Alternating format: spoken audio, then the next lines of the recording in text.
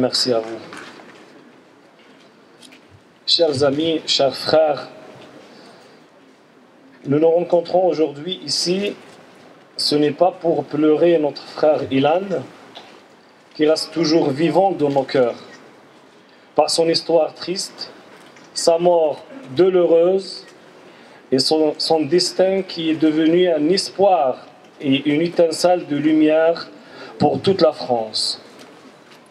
Nous sommes là aujourd'hui pour dénoncer le niveau élevé de la haine, de l'antisémitisme et de l'indifférence à la haine et la dangerosité de l'être humain lorsqu'il oublie son humanisme, sa raison, sa conscience, et il devient un gourou et un animal féroce qui aime le sang et le mal. Notamment quand il utilise faussement la religion pour justifier sa barbarie et son extrémisme. Nous avons beaucoup de choses belles en France. Il faut juste les admirer, les mentionner, les diffuser pour ne pas laisser le vide qui sera rempli par les haineux et les ignorants et les extrémistes.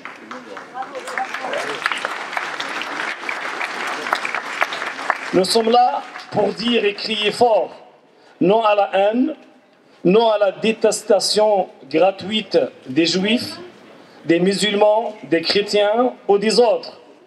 Non à la haine tout court.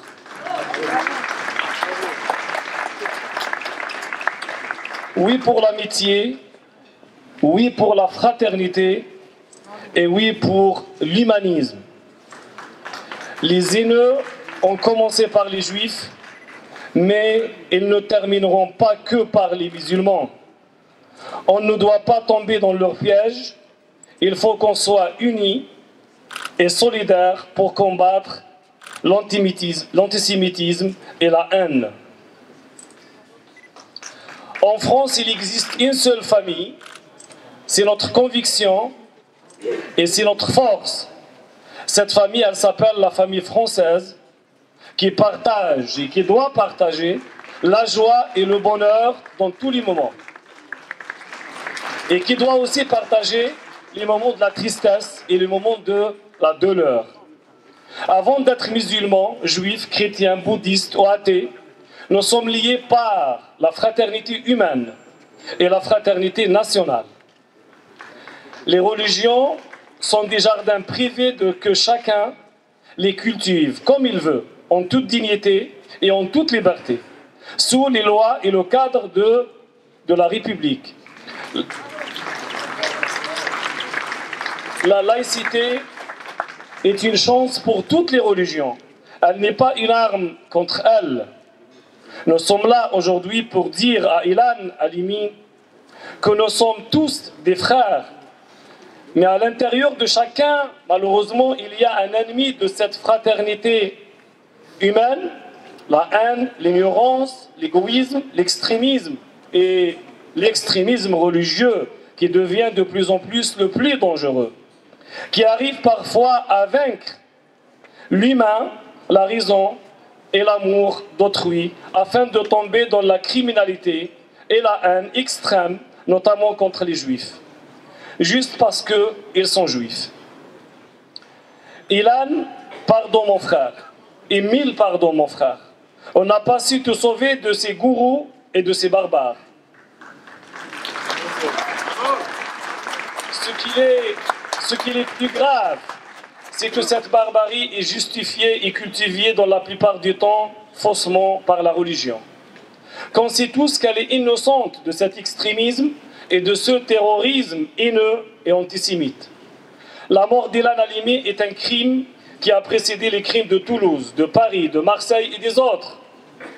Le silence des imams, des responsables religieux et des acteurs de la société civile nourrit et cultive l'indifférence à la haine, à l'antisémitisme. La religion peut